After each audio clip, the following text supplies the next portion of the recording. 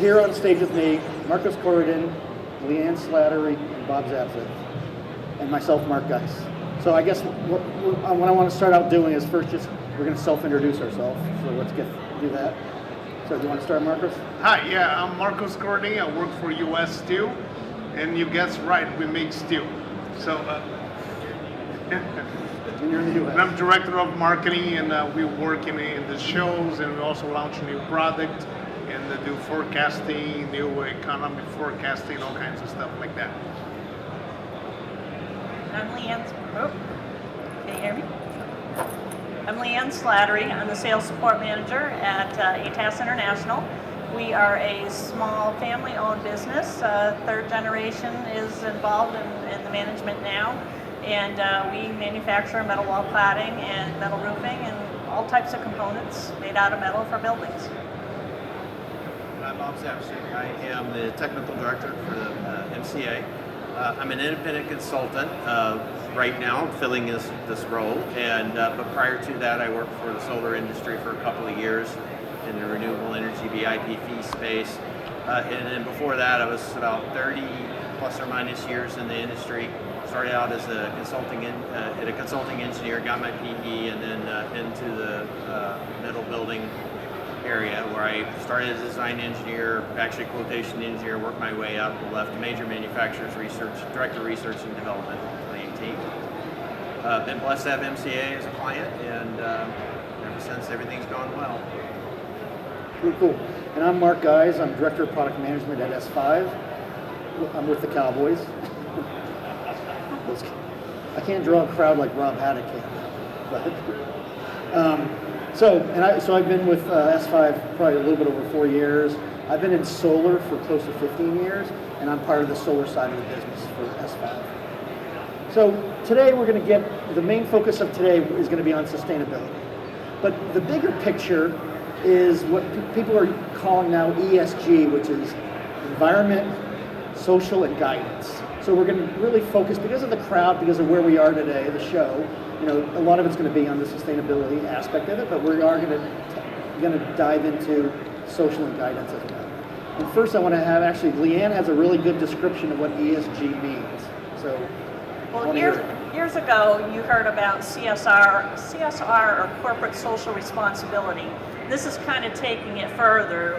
With the CSR, a lot of that was, what is your company doing with philanthropy and donations and supporting your community and all of that. But now the ESG is more towards sustainability, along with diversity, equity, and inclusion. You've probably heard about that as well. But the most simplistic description that I heard recently is E is for environment, so what are you doing for the planet?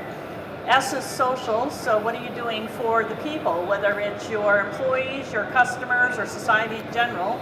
And then G is for governance. So how are you being held accountable for your actions, and actually tracking and tracing whether it's your emissions or anything like that, really trying to doing good as a whole. great, thanks. So I'm going to start with Marcos. US Steel is the big boy in the industry. So what does your company do for sustainability? What is it has been doing? Yeah. What's the path ahead? And then we can talk a little bit about the industry as well. Sure. I have slides. Just tell me what slides to go to. Yeah, and US Steel, we started this journey. We've been always working about the environment, and there's a lot of rules out there. We need to have our air quality and water usage, everything is controlled, and we need to do it. Now it's a different level, right? We're taking environmental responsibility to a different level. We really believe that our new strategy is the best for all. We believe we meant it. We need to be the best for everybody, for the people that work in there, the people that buy our stock, the people that buy our materials, and for the planet Earth. Right? If you believe or not in global warming, you may not believe it, but I will tell that economy believes in that. If you go try to get a loan for a big company like us, for us to get a loan now, we need to have environmental numbers to present and to be approved for that loan. And it gets a lot more expensive if you're doing a project that will generate more CO2 than you could. So it's becoming a mandatory thing, and we do believe in do the right thing for the environment. So we have two commitments that we did lately.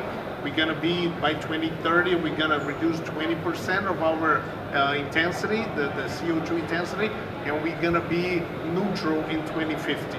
So we are working towards that, and I can talk a little bit about what the industry is doing to get to that. There's several different things. Some technologies are already working, and we know they're going to work. Some other technologies, they're being tested. But we are like looking at everything to meet that goal of 2050 to be completely carbon neutral. And today we do work in greenhouse gas. We work with our water. We make sure that we're using less water. And a lot of times the water we send back to the lakes are cleaner than when we get it. And we have also reducing other kinds of not only CO2 but all the other gases in our plant. We try to control it and really capture and make a difference. Really keep it as much as we can internally and not sending this out to the environment. Cool. And as a global thing, like 7% of the total greenhouse gas emissions come from steel. Steel is a very, very big industry, and I think you can tell that it's like 10 times larger than aluminum, 7 times larger than concrete. So it's one of the biggest, and it's everywhere, right? You can look around, it's everywhere, right? And once you put that in there, it's gonna be there for 50 to 100 years, right? And but we are working a lot of recycling and having new facilities that can do more recycle and continue going steel. Hey, Marcos, can you talk about the difference between operational carbon and embodied carbon? It might be a good time. Yeah, so that's a good question. There's this differentiation, right? Differentiation that we have between those two. I would say operational is after, right? So if you you construct a building, there's materials that you're going to put in that building. It does have the embodied carbon of those materials, which is our part. That's what we are working on, to reduce that carbon footprint in our materials. So when you put in the building, you'd have less of that CO2 intensity. Now, you can make a building that has better insulation, and it will use less electricity to keep it cool, to keep it hot, inside will lose less gas. So that life of the building, how things are working, that's the operational carbon footprint that you would have. So designing the correct way for the building, use less electricity or less energy, that's the way you would reduce your operational carbon intensity. And then, so what's embodied carbon? So the embodied carbon is what comes in the materials, right? Like the steel, the concrete, those are, and that's where we are working on. Like companies like us, we're working to reduce that. So when customers buy from it to make a building or anything like that, they will have the lower as possible embodied carbon. But that is something that is kind of out of your control. If you're building, you can choose better materials, so you have lower carbon footprint, but really what is in that material is embodied in that material, is part of the material. What do you think is harder generally, to reduce operational carbon or embodied carbon? What's a bigger challenge for the industry? I think they're both challenging to do it. I think the material right now, there is a lot of challenges to get in there, and you can see in the industry, you can talk about two different types of steel making. There is electric arc furnaces that use a lot more recycled material, and there's the regular integrated that use a little less and use a lot more, it generates more carbon because it has coal to make it. So those two types, it's out there. The more recycle you have, the less CO2 intensity you're going to do. And there's things that we're doing for both of them to try to do things like using biomass, which is pretty much instead of burning coal, you're going to burn residuals of other processes that would be going to a landfill or something like that. We're going to use that to generate energy for our processes. Or you can do a carbon capture, which is a quite fascinating technology that is out there, that you really grab all the carbon that you throw into the nature and you're going to do something with it, another product or even bury under the ground. And there's electricity for the other type of steel, the EAF. You need that electricity because it becomes this electric arc furnace. You're melting scrap pretty much, and you need a lot of electricity to do that. So having a renewable electricity, it will really help you to reduce the CO2 intensity. And we are building electric solar fields right now beside our plants to try to have a better footprint for us, but that is all that work that we need to do to reduce that. So there's a lot going on in the industry to reduce the embodied carbon situation. So you have one other slide that I really liked, this one. So can you talk to this slide about the intensity and the differences between Yeah, so it's kind of an eyesore in there, but we pretty much, the two major ways that I mentioned, the integrated way of making steel, you're going to reduce iron ore with coal, and when you do that, you generate a lot of CO2 in the environment. And it has, in an average, about close to 2 tons of CO2, scope 1 and 2, to 1 ton of steel that is produced. In the electric arc furnace way, it's about 0.4 tons of CO2 per ton of steel produced. And in the US, actually, we have about 70% of all the steel made here is electric arc furnace. So the US is definitely the cleanest steel industry in the world, and it's getting cleaner.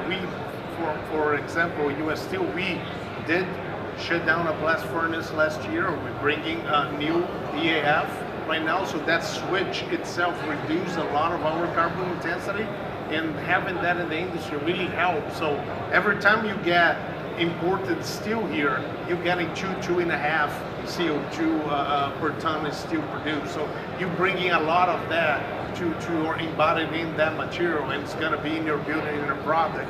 So really working on that reduction, that this industry in the US is ahead of the rest of the world for sure.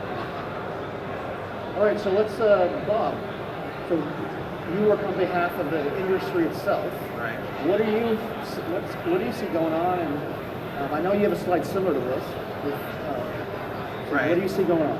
Well, first thing I'll say is that if you've ever heard the saying, you can't manage what you can't measure, that's really a critical component in business, right? You obviously, if I were accountant, the accountants, they'd be nodding their head, right? You keep balance sheets, you keep cash transaction records, you have a general ledger, you know when cash goes from one account to the next. That stuff's basic, right?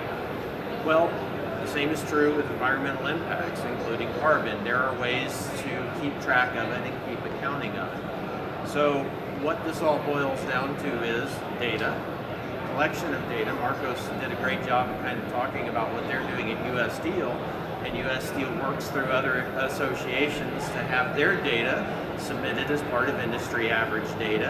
And we work with our consultants, our LCA consultants, and they use that data, and then they look at our plants and do a data collection system with our plants, and we have a task group of members that come and they sit and they contribute this and they model this in an LCA tool, and they determine what these impacts are. And so it's a very scientific data collection, data-oriented processing and modeling function, much like you'd see with any other kind of accounting system. You're just accounting for carbon. So these are the 3 things that come out of that for MCA. We have roll form cladding, so that's exactly what it sounds like, and that's metal, that's steel and aluminum. We've done data collection on both sides of both industries. We have one for insulated metal panels, as you know, or maybe you don't know. An insulated metal panel is 2 roll form skins with polyisocyanurate or polyurethane foam insulation between them. So they actually borrowed some of the data from the roll form cladding, but then they supplied some other stuff.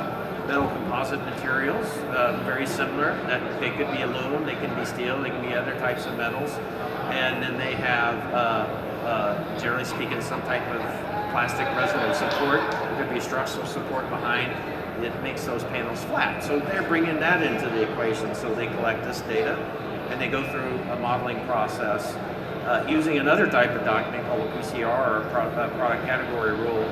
So product category rule for each one of those three things, which tell you, what the life cycle of that product is, how they're made, and then consequently shows you the bottom line accounting for each one of those things. So we know from looking at our data, and this is that those things are available free on the MCA website. So we know by looking at our data that almost all of our carbon impacts are experienced by the time we receive a coil of steel or aluminum or whatever material we're fabricating on. The embodied carbon of those, we're adding very little to the embodied carbon as a manufacturer. We roll form them, we package them, we ship them, we do all that good stuff, and we're an important part of the process because we're the ones that's actually putting it in the hands of the consumer, but an overall small contributor. So what you really, to those impacts, so what you really want to start asking yourself is, okay, I've done my data collection, I've known my management, I've averaged it with my peers, now then, how can I do better, right?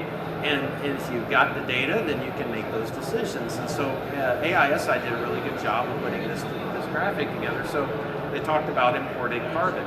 So this is both a embodied carbon plant-specific issue, but also a foreign issue. So here's basics. We produce a certain amount of steel here in the U.S. There are imports as well. Okay, we have embodied carbon outputs from the U.S. There are embodied carbon outputs from foreign steel. But if we really want to compare those things, we need to think about this in terms of those two numbers multiplied together. Okay, I can bring in a ton of carbon-intensive steel. I can bring in a ton of less carbon-intensive steel, but it also matters how much of that I bring in. So this is a bar chart. This kind of just shows you, and I think the line chart, I don't know if we had the line graph. Yeah, there you go. So Brazil is not the most carbon-producing steel-making country, nor are they the greatest importer of foreign steel. But if I take those two numbers and multiply them together, look where they are in the chart, and that's what matters. We're actually importing carbon into this country when we choose to use foreign steel. You can say, well, that's good or bad. I don't know. That's another discussion we can have. But the fact of the matter is, the U.S., to Marcus's point, somewhere way down at the end. It's probably just imports. Oh yeah, this is just imports. I'm sorry. So where would the U.S. stand then? The U.S. is right in this area, right in here, Okay. right before you hit Australia. Sorry, I can't reach quite that far. And so those are the things you have to think about. And what we're trying to do is we'll get to that point. I'm going to use this word later when we move on to other parts of the ESG discussion. We need transparency. In order to make those decisions, we have to have the data. In order to have the data, companies and contributors have to be willing to be transparent with their processes and their manufacturing capabilities and what they do. Less so about the capabilities, sorry, but what they're doing with those materials and what those carbon impacts and other impacts are. This is the same true for eutrophication, resource use and antibiotic depletion and other metrics you track with LCA as well. We're focused on carbon today, but it all is a basic accounting system that works in the same way. So does that data impact supply chain decisions? Is that what it's meant to do? What do I buy? It is exactly meant to do that. So what we're seeing is the buy clean. Oh yeah, perfect timing. So this is a list of different states considering or implementing a process of considering, legislating, or implementing buy clean acts. And they're all based essentially on EPDs, those documents I showed you earlier. Now, we have an industry average EPD. This is what's called a product-specific EPD in most of the states. But the question, of course, is, all right, I know what my carbon output is. What do I compare against? So what we're seeing happening in the legislative level, and this has already shown itself in California and some of these other programs, that the industry average number is going to be the baseline, the hurdle, if you will. And now we're going to be asking in these product-specific applications for you to go clear that hurdle. Excuse me. As I mentioned, this has been happening mostly at the state level, so it's publicly funded construction at those states. But we know what's going to happen. We know this is going to grow into the private sector and continue to work its way across. And the reason why is this slide. You're really good at this. I can read your mind. You can see right here, these are the groups. These are our influencers, right? Do they buy a lot of steel? Hardly any. But what do? Well, they tell us what to make. right? These are design professionals, the Structural Engineering Institute. They are committed to net zero, neutral, carbon neutral structure design by 2050. The MEP, they're the ones that make the mechanical, electrical, plumbing equipment. They've got committing to zero carbon or net zero carbon 2040. I think you might be familiar already, American Institute of Architects. They have one, and Architecture 2030 Challenge is actually kind of a hybrid effort between those, but it's being led by AIA. So we know that this is coming in the private sector. We're going to use what we're learning by implementing watching the rules being implemented at the state level to teach us how to go about, because we know it's coming in the private sector. And if I might add on to that point of the imported carbon that you're talking about, in Europe, they already created a new law. They are being voted right now, so it's not implemented yet, but they will be charging for any imported steel coming into Europe. If it is a higher carbon footprint than the carbon footprint of the European steel, you're gonna need to pay an extra for each ton of CO2 that you bring into the country. So they're gonna start, there's a lot of talk in Washington to copy that idea. It's not implemented in Europe yet, but you can see it coming. I doubt very seriously if it won't happen. To be honest with you, I think carbon tariffs are going to be a real thing in the United States probably within the next 5 years. Cool. Great. So we've heard from a big company that's leading the way, the industry stuff. So let's talk to Leanne about a smaller company. What efforts are happening? And I know you can imagine the difference between a big corporation with a team of people that work on this, and now a small company may have one person in the company working on this. So what's the distinction? What do you see happening?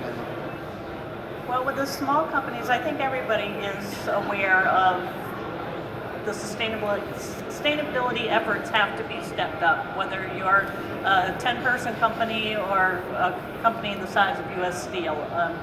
We work a lot with architects, so we're aware of these types of things that they're looking for.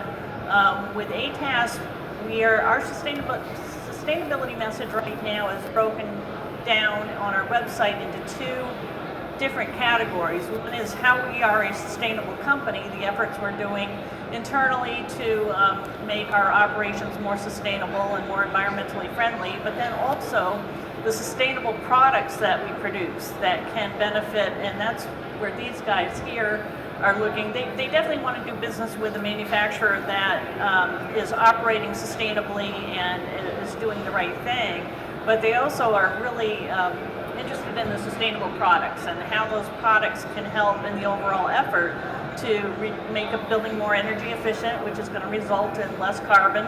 And that's kind of where we have focused in the past, is how our products can help in that regard. So we have several different products, whether it's insulated metal panels for either the roof or the wall, cool metal roofing that has the cool pigments in the paint that reflect the sun's rays so you don't bring that heat into your building. That's a way that's going to help in this effort. There's a solar air heating metal panel out there that helps preheat fresh air before it's brought into the building. So all these different efforts we really promote that aspect of the products that we make, and not to mention all of the metal products having recycled content or are 100% recyclable after their life, and they're going to have a long life compared to other materials out there. So that's one message. But what we need to do a better job internally is we've done the LED lighting and the motion detectors. We do have solar arrays on 3 of our facilities. We'll have a 4th one by next year. So we're generating power on the rooftop of our facilities. We also have the solar air heating panels on 2 of our facilities right now, which is really helping us save, it's saving the company money on our winter heating costs, but it's also, producing less carbon, the operational carbon, which is going to help, the people like the architects look at us and say, oh, what are you doing internally to help reduce your costs? So our challenge is going to be with EPDs. Right now we participate in the Metal Construction Association's industry-wide EPD, which is great. I think eventually we are going to have to go to our own EPDs, product specific, and that might be mandated down the road too, that the industry-wide might go away. I don't know if you agree with that or not, but Used as the bulk, right? So it'll be used as the baseline's a better word to put it. A better way to put it. It'll be used as a baseline upon which the product-specific EPDs will be compared. And we're already seeing that. So, like for instance, by California, I think it was 175. You had to show that you were no greater than 175% of the industry average. Okay, that's not a very high bar. Or actually, we're trying to get under, so it's not. But the idea, of course, is they're going to drop that. And so, if you think about what does that mean, well, ultimately, are you if you're exactly the industry, if your product specific is exactly industry average, then you're the median case, right? So, and that's where they want to go. They're going to continue to lower that. So they have to be able to compare it versus the baseline. And so I'm pretty confident that will continue to be there, but you're going to be asked to do your own efforts in that, from that perspective in order to know where on that scale you're at. And I think you brought a very good point when you mentioned that architects look at you and see that you are reducing your operational carbon footprint, right? You have, because they will want to do business with who think alike, right? They're thinking of making the planet better and reducing the CO2 intensity. So people will want to do business with that. So it's the right business decision to do. So it's really like dual strategies. One strategy is to help the world, and the other one is to market those products so that you eventually sell more, because you determine that you guys have cleaner steel, cleaner products. So one area, and this is sort of my part in this, I guess, is talking about on the energy side. So the more renewable energy you use to make products, it reduces that embodied carbon, right? We've talked about that. So I just want to show this. So the solar industry itself, with new incentives that have come out as part of that Inflation Reduction Act, the new forecast for the amount of solar being installed in the U.S. is going to triple in the next 5 years. So right now there's 142 gigawatts on the ground that have ever been installed. So in 5 years, that's going to be tripled, just due to more demand, the incentives making things just economically good to put solar up. So that's I look at those numbers that this is SEIA, the organization for solar, puts these numbers out, and it's to me it's pretty exciting to look forward. And a lot of this energy will be used to power manufacturing. So Absolutely. So when we drink our own Kool-Aid, so this is our manufacturing plant in Texas. We have probably 260 kilowatts of solar on it.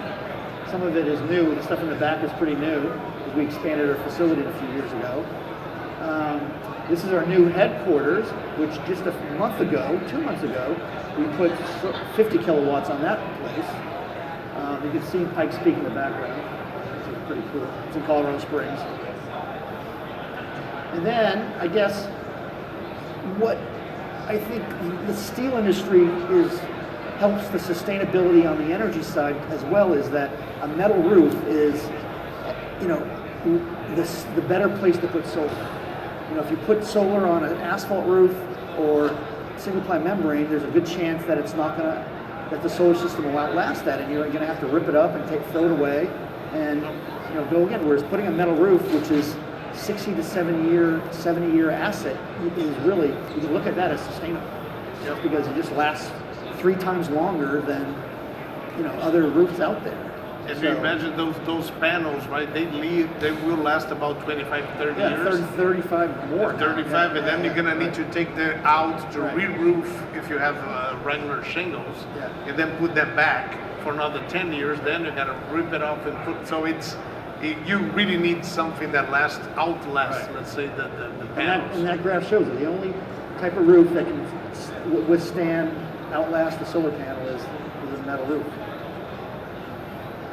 So then another aspect is a product that we push is railless. A lot of solar is put on with rails on top of that, on the top of the metal roof. There's ways to do it without it. And if you do it without it, you save 85% of your mounting system material can be saved by doing a railless product.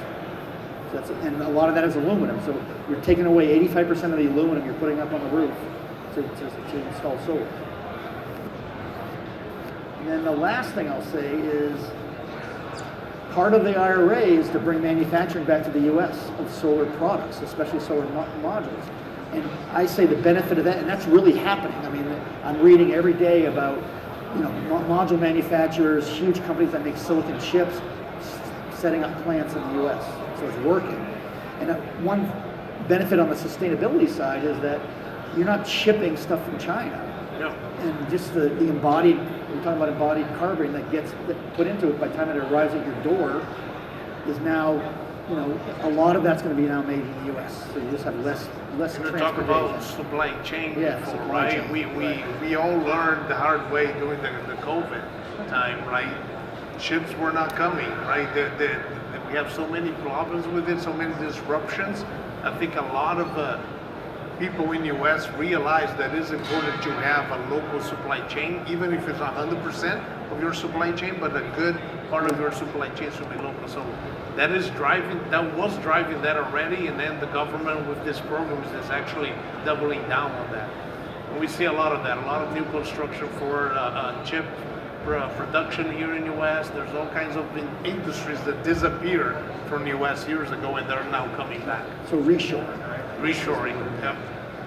Yeah, and I guess how much of that is, I mean, you said it's a challenge to reduce the amount of embodied carbon. So this is one of the levers you can pull, is actually buying stuff more local. Yes, and remember that boat, right, uses fuel, right? And there's a lot of carbon, just that transportation coming from other countries adds a lot of CO2. And I think so having more of a local supply chain does help the environment too. So I guess from the sustainability, I want to ask you all to answer a question. What advice would you give a small company that's trying to move, thinking about this, listening to what you guys have to say? Some of it's, you know, it's pretty complicated. Like what's a good thing for these companies to do? I guess how can they get on the track, move in that direction? As you said, Leanne, it could actually help companies sell more products when mandates start coming out. I don't know who wants to start. I'll start with that. So, Okay. yeah, it is a challenge, but in some ways, like small companies, you could argue, is advantaged. I already talked about data collection. So, just to put a little bit more of a exact definition to that. So, the carbon accounting rules are pretty specific. Well, I shouldn't say that. They are there, and they are mostly drawn from ISO standards, but there's still there's a lot of information gap between how those rules would apply to the systems and products we do in the United States of America. But it all comes down to transparency and data collection. And so a smaller company actually has a little bit better line of sight, generally speaking, with data collection, because when we went through this, I was part of I was on the manufacturer side when we did our first EPD at MCA, and I was working for a large company. We had 36 plants across the United States, and we were trying, this is just an example, I had numerous cases just like this, but we were trying to figure out, well, how many cylinders of natural gas did we burn by internal forklifts when we were picking up and moving materials from one spot to another, or from one plant to another to be manufacturing. So I walked into the the purchases office, I asked him that question, and he looks at me like I've got 6 heads. And you know, I couldn't tell you that. We buy all this stuff, we sign a contract, gets delivered, we pay the bill, we're done. I mean, I know what we used, I know what we consumed, but I can't tell you how much went to that plant. I can't tell you how much of it was actually returned the next year. I mean, so small company doesn't have those kinds of challenges. So I would encourage them to just start focusing on your data collection, because what is I think at times missed a little bit about this is that you can't show an improvement until you know where you are. And you can't know where you are until you do collect the data and do the baseline. And you can't collect the data and do the baseline unless you have a standard that tells you how to do it. And by focusing on carbon improvement without all of that other stuff cart in front of the horse. Best way to put that. So I would just stay true to this process, and it's because the agility that a smaller company would have, they actually have that capability. So in a lot of ways, they could outperform a larger company in that respect. Yeah, well, I would say that know what you're buying and bug the heck out of us. Ask questions. Ask us to educate you. Ask the industry to educate you. You know, we are here for you, and demand transparency, right? I think the biggest thing with EPDs, the Environmental Product Declaration, is transparency, right? There's some companies that kind of measure some things a little differently. There's that report is 40 pages long, right? There's one page that is the most important page, but there's a lot of little details in there, and for a small company to try to learn and understand all that is a lot. So really leverage your suppliers, ask questions, make us work for you, right? And just demand transparency, because it is important, and it's gonna become something that will be a law at one point. So get ahead of it, try to understand it, and what you don't know, demand your suppliers, demand your industry representatives to teach you and to show you what you need to know. And I think being involved in associations like the Metal Construction Association for a small company, there's huge benefits for our membership there. We chose to participate in the industry-wide EPD. It was more affordable to us by doing that. We had the expertise of someone like Bob that has gone through the process before. If we weren't a member, if we didn't do that industry-wide one, we'd kind of be on our own with our staff as it is now. We'd probably be hiring a third-party consultant to help us through the process. The cost of the EPDs alone is quite large. Add on the consultant's fee or whatever, and it's a really hefty price tag.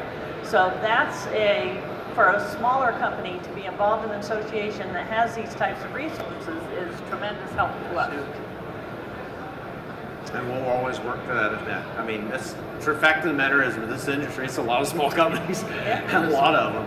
So we have to recognize that and accommodate for it. But like I said, in a lot of ways, it is easier for a smaller companies. It's having everything under one roof is a big, important, makes data collection a lot easier.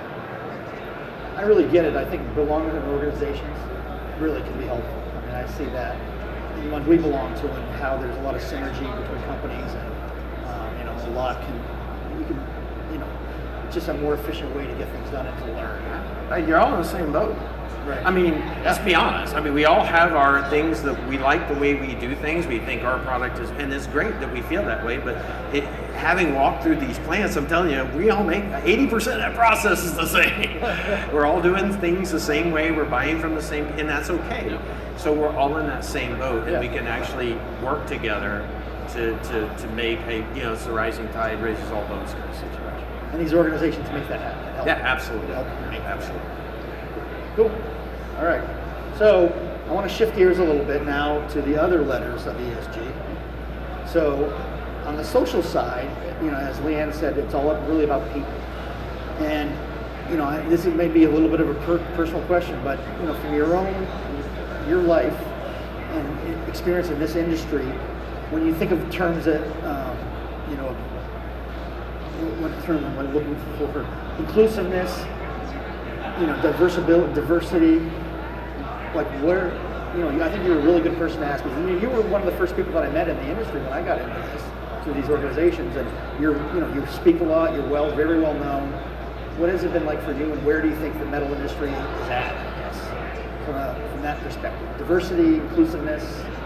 Well, when I started in the industry 30 plus years ago, it was, I was quite often the only female in the room, and wasn't comfortable at times, but it's great to see the change and the shift. There's a lot more women in the industry now. There should be a lot more, but we're getting there. But diversity, regardless if it's by race or age or sex or ethnicity, it really is becoming more and more. The awareness is becoming more that people are really thinking about seeing different people in a room. And, it's kind of like the chicken and the egg, which came first, because with women, I'll use women as an example, but it would probably apply to all the other things that I just mentioned. You kind of have to see it to be it. So for young women that are thinking about maybe getting into this industry, if they see someone like me or other women that have been in it for a while and have made strides, it makes them a little bit more apt to possibly continue with the thought of pursuing a career in that industry. Labor is a big issue right now as far as getting enough people to do the work. And I think that has helped with the diversity and inclusion issues as well, because realizing that we need to reach younger people and maybe women in this industry that hadn't been here before, older people that are still willing and able to do the work. It's really opened people's eyes to look at all these different groups and see how can we include them and bring them into the industry. One thing I've been involved in for the past 7 years, it's called Let's Build Construction Camp for Girls. And we target middle and high school age girls. They come in for a whole week of a free camp, and they get hands-on instruction in everything from electricity, plumbing, HVAC, metal roofing, tiling, painting, the whole shebang. They also go and visit an architect's office. They go to visit a job site. They come to a manufacturing facility like ATAS and see all these possibilities that are available to them. And the last day of the camp, their parents, grandparents, siblings, whatever, come in and we celebrate the end of camp. But then we also educate the parents about the career possibilities for their girls, what starting wages are. We talk about apprenticeship programs. We talk about student debt and where they can be in 2 years, 4 years, 6 years down the road, and a lot of them go on to be business owners of their own companies. So this has been just a great thing that we've done, and it's helped create awareness with especially the parents, because the schools do a really good job about you got to go to college, you got to go to college, and I'm starting to see a little bit of a shift, at least in our region here. It seems like the trade schools are now more socially acceptable as education without having that huge student debt. And many times with the apprenticeship programs, you get paid to learn, and then you're making a great amount of money upon graduation from that apprenticeship program with little to no student debt. Excellent. Yeah. Congratulations. In the West That's Steel, fantastic. in the West Steel, we did create maybe 7, 8 years ago, we started with one group for diversity and inclusion. And the company decided to just give that group the reins of do the way you want to do whatever you want to. They set a budget for them to do it. And they were really focusing in, let's talk about it, how we're going to be more inclusive, how we're going to do this, embrace diversity. And that group started growing, and the company started offering to others, just pivot to the people, let they decide what they want to talk about, discuss it. Now we have 8 of those groups. There is one focus in sustainability, there's another one focus in education for high school, and the company helps with a little support financially, but it is really driven by the people in the company. They decided they have a pride group now to get more of the gender diversity. So it just blew up, right? And started, so just pivoting to the people, let they start driving that and give them the resources, right? That they can do to do it. And we're seeing a tremendous change in the culture in the company in short 7 years now. That's cool. So we're on the road, but we got a long ways to go, right? So I guess, Bob, you have your ear to pretty close to the industry overall in a lot of aspects. I guess, what do you see that happening on the diversity inclusion side of it? Well, I have a personal view and an industry view. I'll give you my personal view first. I've thought a lot about this actually, because my background, I'm from an engineer, and somebody likely would come to me and say, well, you're in a male-dominated field, what do you know about diversity? To which I would tell them, you're right, but I do know that I want, as a business person, the best possible people working for me. And I need that. I need to surround myself with people who are better at things than I am, so that we can learn from each other. And if they're female, if they're from Cuba or India or the United States, why would I care? Why would I not have the best possible people working for me, regardless of what those are? Now, culturally, from a company cultural standpoint, is where the challenge is that they don't always feel quite so welcome and accepted at times. But so that's where the work really needs to happen. But I look at this situation, I'm like, it benefits everybody to that respect. So that's my personal view. From an industry standpoint, I think what we need to remember, I think a big part of this, and I talked about it a couple of times, hit on it, transparency is very important. And I find it really kind of ironic. We talk about social and environmental justice, DEI, and all. What's all of this require? Transparency, right? Where does this come from?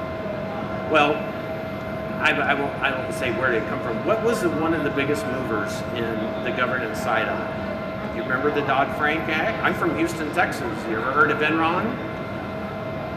So when all that went down, and there were other things that were attached to it, the mineral conflict, I was in charge of kind of figuring out the conflict mineral situation in my company at that day. You remember what that was? This was child labor being used in Africa to harvest minerals that were used in commercial products in the United States of America. And a lot of people were making a lot of money off of child labor. That, I don't think anybody thinks that's right. So the governance side of it was really born out of a lot of that. And it all revolves around transparency. I doubt any one of us would have knowingly gone and bought a product that was significantly built by child labor in a third world country. I doubt seriously we would knowingly do that. We didn't know any better, and the situation got worse. So I think transparency is really the important part of this. I talked about it in the data collection, the governance, the inclusion. It's all about just looking at your data and analyzing it, asking others to analyze it, sharing it with your stakeholders and your investors, because those folks will provide you with the checks and balances that you need to stay on that path. And to me, I think that's really the core issue. You got to be transparent. It's kind of like, our moms and our dads taught us, if you're afraid to tell somebody that you're doing something, maybe you shouldn't be doing it. So it really is all kind of born from those basic concepts. And it's a formalized version of that. And I personally believe that's really where it all roots from, the transparency. And I would agree with that too. One thing we didn't really talk about is, recruiting new employees. Well, younger folks are more in tune with what we've talked about than when we were growing up. And if they're considering employment with a company, they're going to be on that company's website, and they want to know what do they do, what's the company culture like, but also what are they doing environmentally and sustainability issues and all of that.